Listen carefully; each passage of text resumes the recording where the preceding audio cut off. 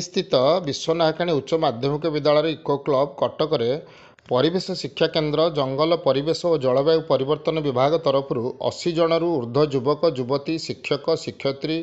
कृषिमित्र और महिला मानक नहीं विभिन्न औषधीय गछ उपकारिता एवं यहाकु नहीं युवपीढ़ी महिला किपरि आत्मनिर्भरशील हो पारे से एक कर्मशाला तथा सचेतनता शिविर अनुष्ठित हो जाइछि। ଏହି ଶିବିରରେ ମୁଖ୍ୟ ବକ୍ତା ଡକ୍ଟର ଦିବ୍ୟଜ୍ୟୋତି ମହାରଣା ସରକାରୀ ସହକାରୀ ପ୍ରଫେସର ପଞ୍ଚକ୍ରମ ଶ୍ରୀ ଶ୍ରୀ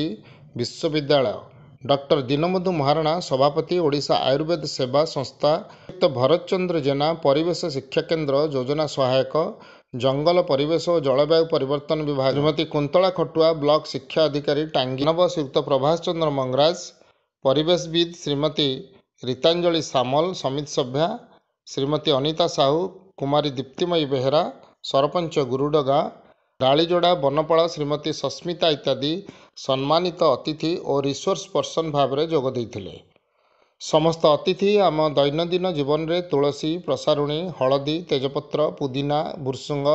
लेंबू निम चिरिता घी कुआरी ब्राह्मी थलकुड़ी इत्यादि व्यवहार किपरि सुस्थ रहिबा सह एहार चारा नर्सरी वाणिज्य भित्तिक करी परिवेश सुरक्षा और आत्मनिर्भरशील वार्ता देइथिले। क्लब स्वेच्छासेवी शिक्षक शिक्षयित्री महिला श्री श्री विश्वविद्यालय अंशग्रहणकारी सर्टिफिकेट और औषधीय चारा पुस्तक अतिथि मानक द्वारा प्रदान करा जायथिला।